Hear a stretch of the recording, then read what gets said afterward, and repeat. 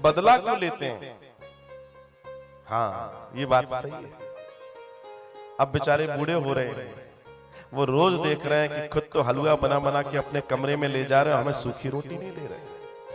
लेकिन वो तुम्हारा कुछ बिगाड़ नहीं सकते, कुछ नहीं कर सकते वो तुम्हारा, क्योंकि वो शरीर से असमर्थ हैं। और अब वो जाएंगे कहां? लेकिन जब वो मरने के बाद उन आसक्तियों में प्रवेश करते हैं, तब वो आपको वायु रूप में, तब वो समर्थ हैं। और तब वो इतने समर्थ होते हैं कि धीमे धीमे वो कहते हैं अब बनाता हूं हम तुम्हारा हलवा। तब गड़बड़ होती है। मैंने कल ये बताया, मैंने श्लोक के माध्यम से भी बताया। तो यहां इस दर्शन को समझना बहुत आवश्यक है, इस सूत्र को जानना बहुत जरूरी है। पित्र आते कैसे हैं? पित्र आते हैं सुगंध से। कैसे आते हैं? सुगंध से, स्मेल से। वो भोजन थोड़ी खा रहे हैं। ब्राह्मण देवता आपके आप आए हैं, ब्राह्मण देवता वो पदार्थ ले रहे हैं, लेकिन उसकी सुगंध उनके अंदर बैठकर आपके पितर ले रहे हैं। क्योंकि वो 2 डायमेंशन है, हम लोग 3 डायमेंशन वाले लोग हैं। हम पे शरीर है, उन पे नहीं है।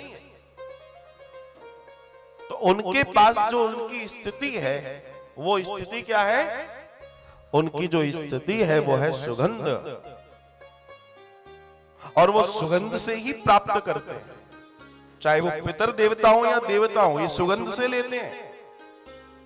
जब हम हवन करते हैं स्वाहा, तो जो समिधा गिरती है तो ऊपर आकाश में जाती है और वो उनको प्राप्त होती है। वो सुगंध से प्राप्त करते हैं।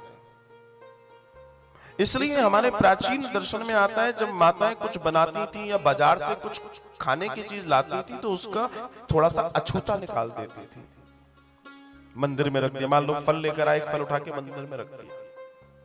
क्यों? क्योंकि जिस एक रेडी से आपने देखे सुंदर सुंदर बढ़िया लाल लाल सेब रखे थे, उसके ऊपर उन लाल जो सेब थे, उनकी सुगंध से आप ही आकर्षित नहीं हुए, और भी लोग आकर्षित हुए। बोलो राधे राधे। डरो नहीं, आगे बढ़ते।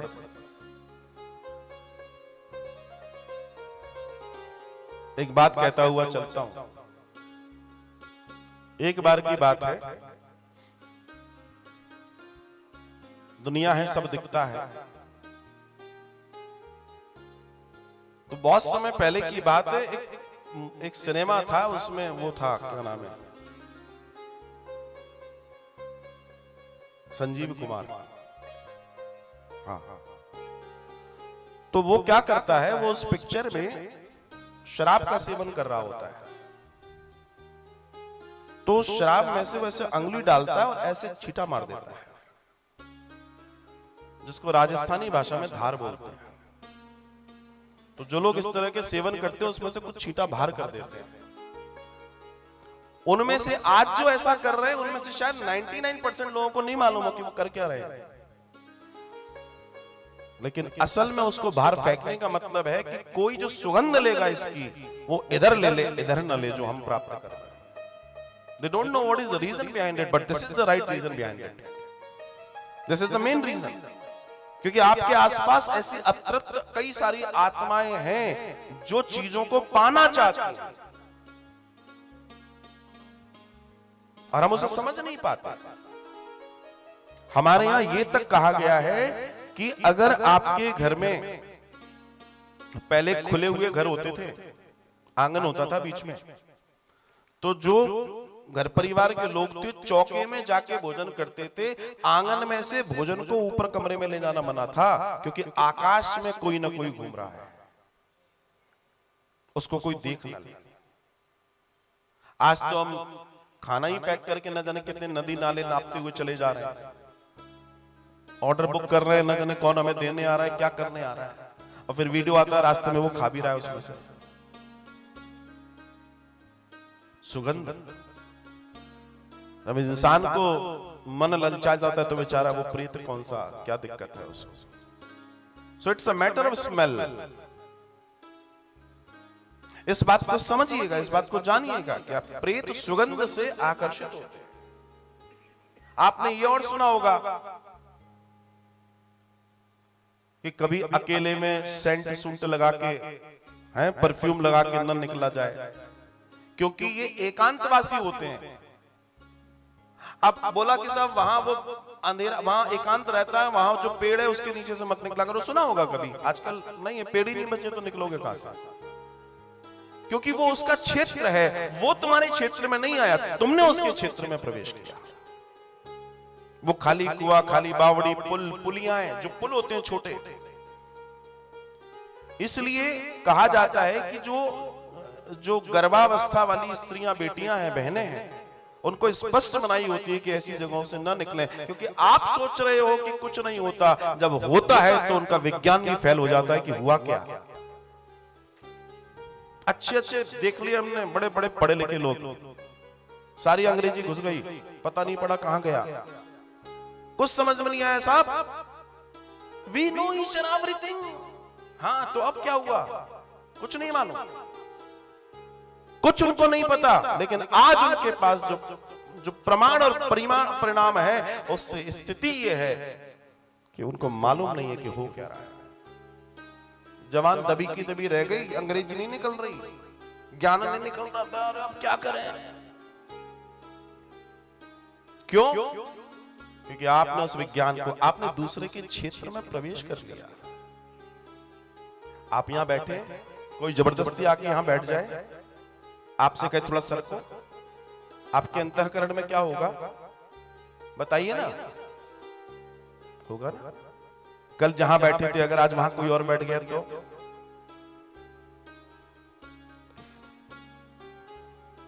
गीता का 15वां अध्याय और 7वां अध्याय, जो लोग ये कहते हैं हम बहुत गरीब हैं, हमारे पास कोई साधन नहीं है, साहब आप कुछ निवेदन करके बता दीजिए। गीता का 7वां अध्याय है ही पितरों के लिए। श्राद्ध पक्ष में हम ये सोचते हैं ब्राह्मण देवता को बुलाकर भोजन करा दिया, हमने बहुत बड़ा काम कर लिया, क्षमा कीजिए नहीं किया। ये प्रार्थनाओं का समय है।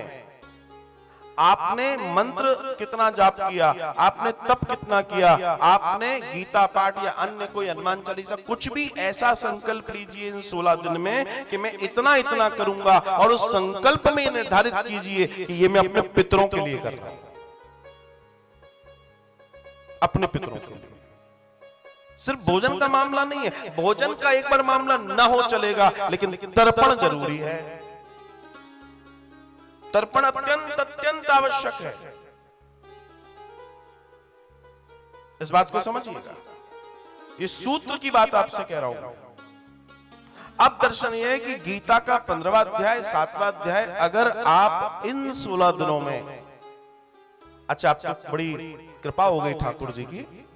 क्या कृपा हो गई? अब तो ऑडियो है आपके पास, अब तो वीडियो है आपके पास, आपने मोबाइल में लगाइए और उसको सुनिए, और कुछ नहीं बोल सकते, कुछ नहीं कर सकते, इतना भर करके प्रणाम कर लीजिए, हे पितृ देवता आपको समर्पित, लो हो गया काम। छोटी छोटी चीजें जिनको समझना जानना, आप काले तिल का मैंने उपाय आपको बताया, आप पीपल में जल दीजिए, आप नदी को पूजिए, पक्षियों के लिए दाना, जिन घरों में 12 महीने पक्षियों को दाना और जल दिया जाता है, पितृ तृप्तता से आनंदित होते हैं। आप कहते हैं हमारे पास सामर्थ्य नहीं है, हाँ देखिए इनमें समय लगता है। जैसे कई लोग हमसे कहते हैं कि साहब आपने बताया पुखराज पहने, पुखराज तो बहुत महंगा है, तो गुरु का उपाय कैसे करें? तो हमने तो पढ़ा था कि वो हल्दी पहनने से भी लाभ हो जाता है। बिल्कुल सही कह रहे हो, हल्दी पहनने से लाभ हो जाता है, लेकिन हल्दी अगर गांठ बांधोगे तो पहली बात तो पूरे शरीर के कपड़े तुम्हारे पीला करेगी, और दूसरा जैसे सूतक पातक लगेगा फिर उसको बदलना भी पड़ेगा। अशुद्धि में चले जाओगे, किसी की शव यात्रा में चले जाओगे, जड़ी बूटियां बदलनी पड़ेंगी आप। अगर वो कर सकते हो तो कोई दिक्कत नहीं है, कोई समस्या नहीं है साहब, लेकिन हर चीज का अपना एक दर्शन है, अपनी एक चीजें बताई गई है। पक्षियों को दाना और जल, ये संकल्प ले लीजिए, ये संकल्प ले लीजिए कि आपको जीवन भर अपने घर में पक्षियों को दाना और जल रखना है। ये बिल्कुल लिख लो। आप अगर छोटी मोटी समस्याएं या पितरों की समस्याओं से मुक्त होना चाहते हैं, छोटे एक पीपल जो मैंने बताया जल या भगवान शिव को काला तिल डाल के अन्यथा ये कार्य। मैं आपको ये इसलिए कह रहा हूं क्योंकि फिर चीजें गड़बड़ होंगी हमसे। भाई हम यहां से सब कुछ करके जाएंगे, लेकिन फिर हम जिस दुनिया में जाने वाले हैं वहां अपवित्रता है। जाने अनजाने में हमारी गाड़ी की टायर से कुत्ता का बच्चा मर जाएगा, है ना। देखो बड़ी सीधी सी बात है। हमारी फैक्ट्री में हो सकता है कोई आग लग जाए, वहां बिल्ली ने बच्चे दिए हो, जिम्मेदार तो हमें, क्योंकि हमारा प्रेमाइसिस है, हमारा क्षेत्र है, हम उससे बच नहीं सकते। जो चाहते हैं कि अपने जीवन में कल्याण हो, अपने बड़ों को आप जितना सत्कार देंगे, पितृदोष से मुक्ति के कारण बता रहा हूं, अपने बड़ों को जितना आप सत्कार देंगे और अपने बड़ों के आगे जितना झुकेंगे, आप उतना बढ़ेंगे, उतना आप बढ़ेंगे। ध्यान रखिएगा, उतना आप तरक्की करेंगे। उनको क्या, वो आपके लिए क्या है, कैसे हैं, इससे कोई फर्क नहीं पड़ता। अपने पितरों के नाम से सेवा करें। आपको पितृदोष है, आपको लगता है कि समस्या बड़ी है, आप एक काम कीजिए, जो उनकी तिथियां हैं, जो तिथियां हैं उनके नाम से उन तिथियों पर कोई ना कोई सेवाएं बांधो, कोई ना कोई सेवा बांधो। किसी ने मुझसे पूछा था कि साहब क्या क्या करें हमारे, मैंने उनको बोला कितने लोग हैं जिनको तुम जानते हो, बोला 8 तिथियां हैं।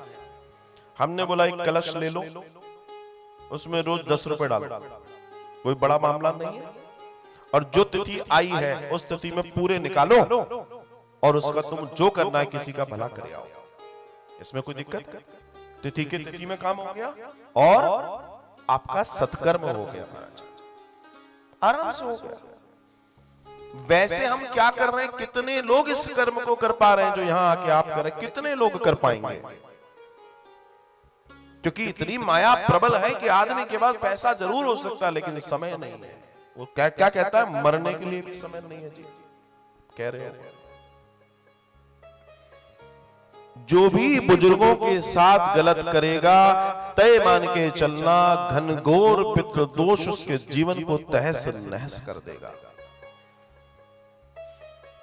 जब पितृ बहुत अतृप्त होकर मरते हैं, जब भी आपके पितृ, आपके सगे संबंधी बहुत अतृप्त होकर मरते हैं और वो दुखी होकर मरते हैं, उसके बाद घर में संतानों का होना कम और आगे जाके बंद हो जाता है।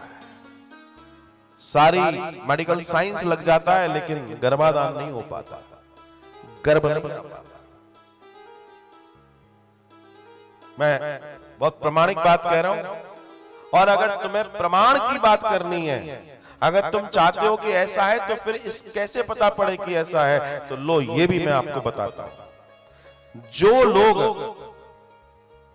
लोग इस बात से गुजर रहे हो कि आज हमारे संतान नहीं है, एक छोटा सा उपाय मैं आपको बता रहा हूं, करके देख लेना, बाकी आपकी इच्छा है।